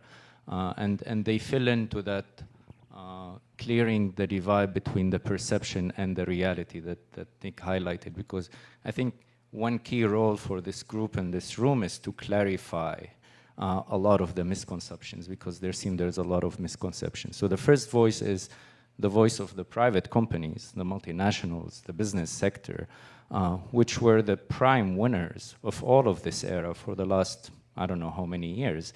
They have been the prime winners of the globalization and trade and the lack of sovereignty and all of the efficiencies gained. What do these companies think of all those calls for sovereignty? Yes, they benefit from the few subsidies and from all the publicity, but this is peanuts in terms of what they have gained in efficiencies and access to markets and access to talent and access to technologies at the same time. So I don't know if anybody from the panelists have talked to these companies to know what they really think. A few weeks ago, we had SK Hynix and Qualcomm talk to us, the chief economist, and they both insisted that there is no way a single company could produce semiconductors on their own. Collaboration is the key to the game, access and, you know, all the things that we know, but are those voices heard? So this is point number one. Point number two is the voice of emerging economies or catching up economies. I mean, we're in Korea, and we know what key role technology does for catch up. So what are the implications of all these themes of technology sovereignty in terms of access to knowledge to these countries? And I'm talking both ways. Inbound, where countries get this knowledge to develop and catch up, but also outbound, because all of these rich countries have benefited a lot from the inbound of talent. All the technologies, and the leading countries have benefited a lot from the access to talent, and this is the one of the key aspects of the technology sovereignty is being able to attract more talent. So is it going to be one window open and one door closed in terms of those access? What are the implications, and what can we also clarify in terms of these concepts? Thank you. Excellent point from Anwar World Bank office in Korea, Incheon. So he talked about two missing voices or actors. One is the private sector's interest voices. Second is the interest voice of emerging countries or developing countries. So we'd like to hear from this speakers panel. But before that, any, Jayder Lee. As Professor Bong indicated, the combination of nationalism and technical sovereignty concept has become so dangerous, and always, as Jacob indicated also, the internal politics is always a problem.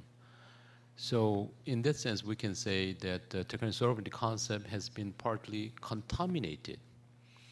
So is there any maybe kind of idea to replace the wording of technology sovereignty by some other things that may be even captured or so bought by normal politicians, not nationalists. Yeah, that's right. This concept of sovereignty is first proposed by Jacob, but now it is out of his control. So that's the problem. So we have to hear view. Any? Yes, please. Okay. Give him mic.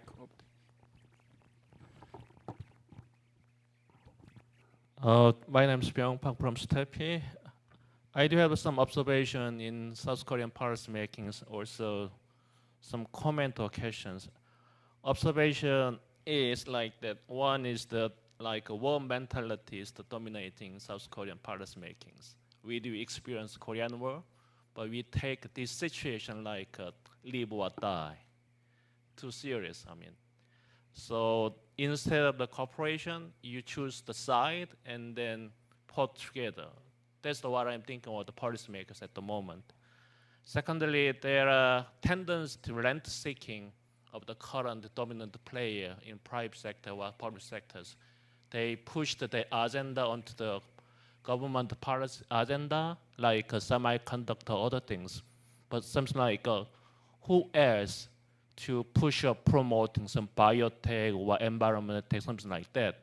Only we choose the ICT manufacturing on the South Korean context policy making. So I doubt about the rent seeking about current dominant players.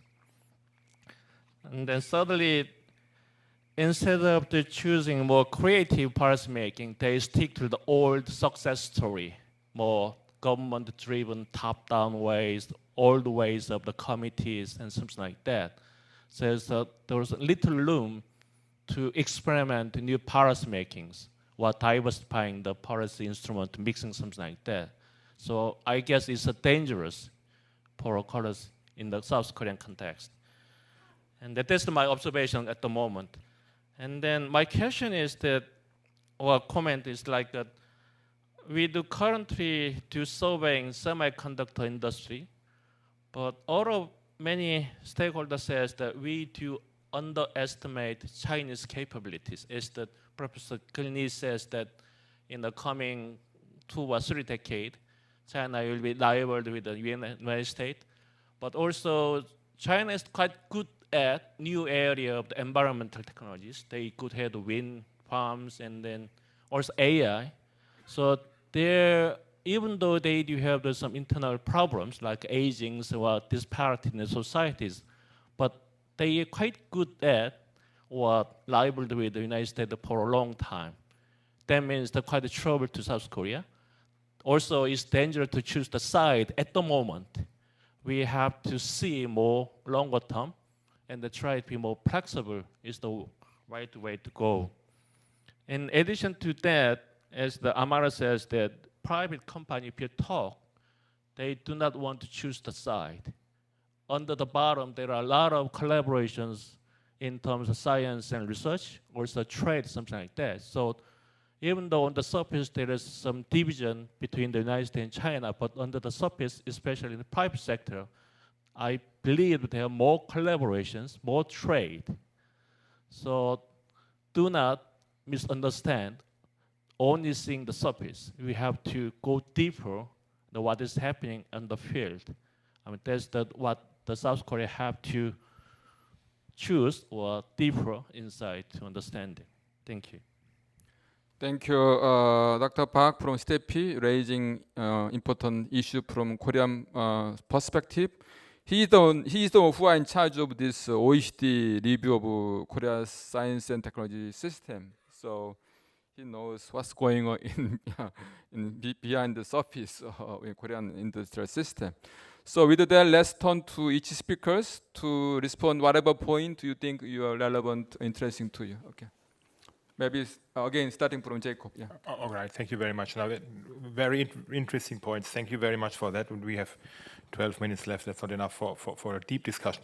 So I will be selective.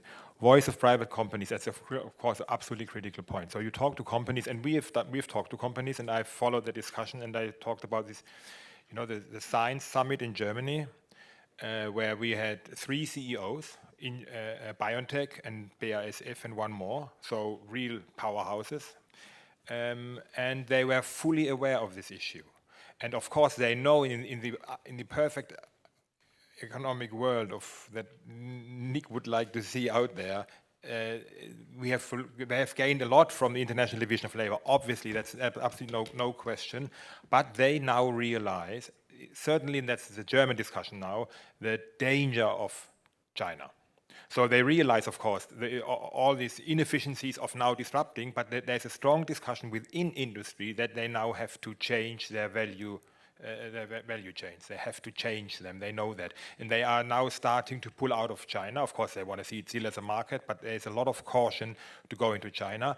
And now we have an overlapping discussion, but it's mutually influential, which is the energy dependency. So German situation, companies realize that we have been dependent on the US on security, dependent on in trade in terms of China in many sectors, especially more automotive, and dependent on energy on Russia. Germany. So our sovereignty discussion is really very hot now in a real sense, turning into a cold winter. So companies have realized that we cannot play that game any longer, to just try to get the best out of the global system without having resilience inbuilt. So companies now are part of the technology sovereignty debate. They are part of this council that I was talking about, and they realize that they need redundancies, resilience, and backshoring and capabilities internally again. So companies are heard. In the ideal world, they hate this discussion, but they realize they have to face it up. In terms of developing countries, I'm totally with you, and they are not here now, but clearly that is a debate we have to have. They are not really reflected in our concept because it has a bit of a different audience.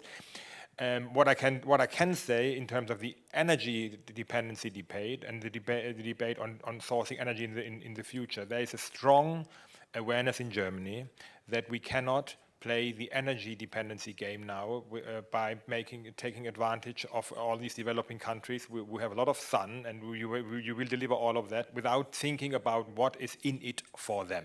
So this will be inbuilt. I mean, I'm confident, and we are advising the government on energy policy very, very strongly. We have 70 people working on this in my institute only on energy policy. So we are very strong in making sure that we don't create a situation where we now exploit and create one-sided structural dependencies for them. So it must be a two-sided game. And maybe one remark, and then I stop. JD, and also too much praise or too much honor for us. We have not invented this term. We have reacted, and maybe poorly, but we have reacted to this term being captured by people who define it in the nationalist kind of approach. So our attempt was to say, yes, technology sovereignty is out there as a concern, and I think we have to take it serious. I mean, you in Korea, you have this debate. It is there. Now, you can leave it to other people to use that term the way they want, and you can try to create another term that no one will actually listen to, or you can try to recapture the term and define it the way you think it should be defined, and I'm prepared to fight that fight. If we are not successful, JD, give me a better term, and I'm happy to. I'm not married to this term. Thank you. Nick.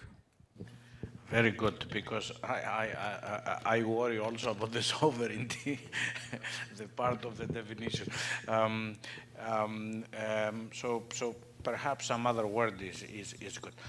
Now to Anwar, totally agree also about companies. I mean, one thing, companies love risk in the old definition of risk and uncertainty. They hate uncertainty, and what we are doing right now is actually to increase the uncertainty for them. So on the face of it, they hate this, what's going on, because as you said, some subsidies are peanuts actually compared to what they may lose around the world. On the other hand, as Jacob said, if they are part of the discussion and they realize that this is a serious issue and they might go along, what I want to say to Jakob is that Germany always has had a special relationship with its companies. I'm not sure we do in the United States. Somehow you manage to have strong manufacturing in Germany, you manage to have strong negotiations between labor and industry. Industry has not left, is there.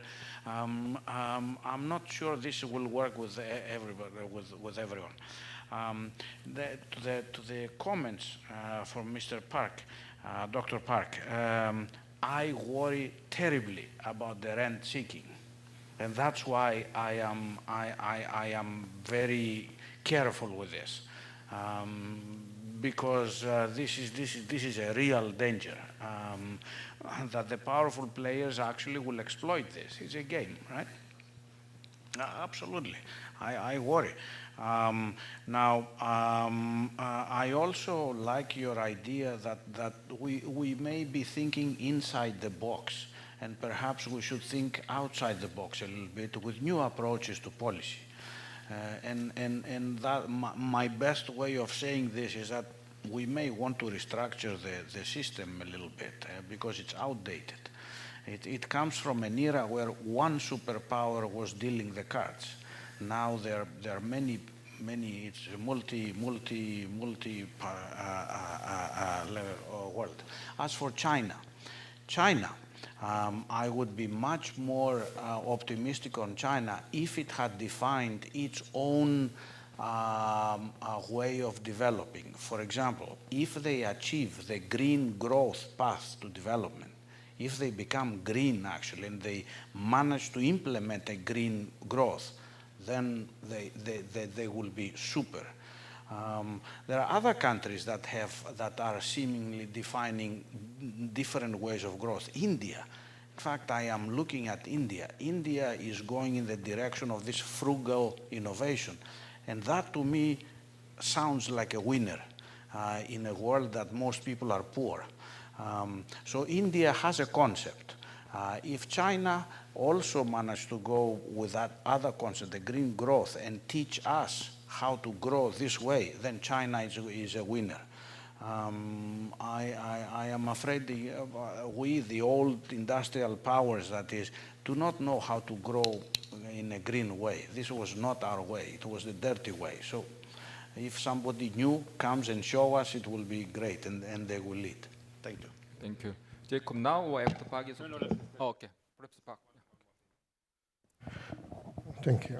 I'd like to respond to 2 questions. The first one is about the implications to developing countries about the TS concept. In my opinion, in reality, developing countries or emerging economies do not need to worry about the TS seriously because they don't have it at all, unfortunately. So the technology sovereignty concern is only for developed countries. Developing countries do not have proper STI policies. It is very unfortunate, however. And the second question or comment from Dr. Park Byung-won, I think rent seeking is too strong terminology here. However, I'd like to say they are taking advantage of their situation. But I'm not that pessimistic about the future and the role of the technology sovereignty concept, because the TS concept provides the state with a new rationale for innovation policy, which we still need for respond to the poverty, climate change, welfare, health, and so on. So why don't we have a new rationale? The kind of task is upon the scholars like us, innovation policy scholars. We have kind of obligation to use the term in the real world for the positive and constructive policies, not to blame the concept of technology sovereignty. Thank you. Thank you. We are about to wrap up, but before that, Jacob has last. Okay. This one first? Okay. Okay. Please be short. 네. 네. 그 앞에 제가 이제 처음에 질문을 드렸을 때 이제 이런 좀 불안정한 상황이 언제까지 지속될 것인가를 질문을 드렸는데, 그 아마 이제 지금 현재 이 상황은 굉장히 그 불안정하고 또 비용이 많이 들어가고 이런 상황이기 때문에 뭐 상당히 지속하기는 어려울 것 아닌가라는 생각이 들고, 아마 뭐 바이든 대통령 이번 중간 선거 끝나고 아니면 뭐 다음 대통령이 선출이 되고 중국도 아마 그 시진핑 3기 이후라든지 좀 장기적으로는 아마 조금 더 좀 세계적으로 좀 받아들일 수 있는 그런 범위 내에서 뭔가 좀 안정적인 어떤 그런 체계가 잡힐 것이 아닌가 생각을 하고 있고요. 그 앞에 그 월드뱅크에 계신 분이 질문했듯이 이제 신흥국이나 추격 국가들에 대한 뭐 대응도 뭐 이제 오늘 논의에서는 뭐 빠졌는데, 사실은 각국마다 굉장히 상황이 다 다르기 때문에 그 이런 여러 가지 세계적으로 이제 바뀌는 환경에서 아마 각국은 각국 나름대로의 그런 대응책을 마련해서 이제 아마 대응을 하고 있지 않은가 이렇게 생각을 하고 있고요. 그 과거에 한중일의 사례를 보더라도 한국, 중국, 일본은 지금부터 한 10년, 15년 전에 세계의 제조 그 공급망의 주도적 역할을 했고, 삼국은 굉장히 서로 분업 체계 속에서 상호 윈윈하는 이런 그 관계 속에서 역할을 다 가졌습니다. 그런데 이제 중국이 부상하고 일본이 좀 장기 침체를 하고 있고, 이런 것 속에서 이제 상당히 삼국의 어떤 역할과 이런 부분이 많이 바뀌었죠. 우리나라도 제조 공정 강국이지만 지금 현재는 그 제조 설계 산업 설계 쪽으로 이제 상당히 관심을 가지고 있고 그쪽으로서 집중하려고 하고 있습니다. 그래서 이런 여러 가지 상황 변화 속에서도 각국은 자국의 어떤 그런 여러 가지 상황을 반영해 가지고 대응을 할 것이고, 결국은 앞에 말씀드렸듯이 이런 불안정한 상황이 앞으로는 어느 순간에는 분명히 좀 안정적이고 이렇게 될 것이기 때문에 좀 그 앞에 우리 그 발표자들께서도 말씀하셨지만 국제적인 기준 이런 부분을 좀 그 새로운 어떤 그런 기준 이런 부분을 같이 쉐어링할 수 있는, 같이 윈윈할 수 있는, 같이 포용할 수 있는 이런 기준들을 세우고, 그리고 이제 우리가 협력할 수밖에 없는 이런 국제 협력이라든지 기업들 간의 어떤 상호 협력, 이런 부분이 좀 더 이런 부분을 활성화하기 위한 노력들 속에서 아마 좀 이런 불안정한 상황도 조금 더 앞당겨지지 않을까 이렇게 생각합니다. 네, thank you. 네, Jacob, you have a last word. Okay.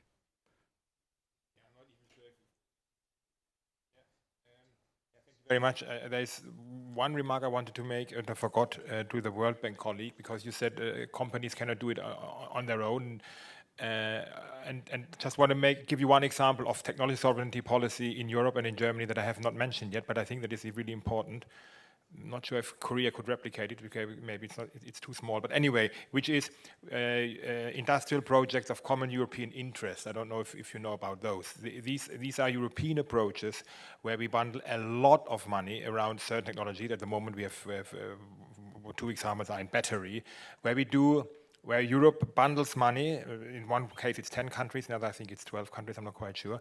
Bundles a lot of money to do R&D, even basic R&D, and then go down until the first deployment. So it's a real industrial innovation policy. So it's more industrial policy than it is innovation policy, but there are a lot of R&D involved. But they bring together all kinds of actors. In Germany, we have done the same thing now, 680 million to bring together the research competencies of Germany, all relevant research competencies, and we build up a factory that is now trying to develop ideas of how to manufacture a new generation of batteries and then do the first deployment, and then industry takes over. So Germany wants not to be autark, but it wants to be able to develop their own battery competencies in a concerted effort that is unheard of. That's an industrial policy like the French did in the 70s, Germany is now doing. That has been designed before we had the label technology sovereignty at Fraunhofer ISI, but it's clearly going in that kind of direction. Maybe as a last word, because I think we talk too much on competitiveness only, but at least in Germany, the discussion is very much about values as well. So independence in terms of sovereignty, in our understanding, has also to do with we want to live in societies that we can define ourselves, and we don't want to live in societies where there is a pervasive IT and software and platform industry that is dictated by either China or the US with a value system that might not be the German one or the European one. And so sovereignty has much to do with values as it has with competitiveness. Thank you. Okay. So we have spent almost 2 hours to discuss these exciting issues. And some of us mentioned the term sandwich to describe Korean position. But there are another term to describe Korean position is that nutcracker. I think sandwich is much better than being in the nutcracker, because nutcracker you are crushed to death, right? But sandwich is good as long as you are making the inside stuff, which is most important thing in sandwich. It's better than to be a piece of bread surrounding sandwich inside. Okay, but problem is that now U.S. saying that we are making the same stuff inside, but Korean want to keep doing our role as making the core stuff inside sandwich. Okay, that's our concern, I guess. Okay, with that, let's end this session. Thank you very much.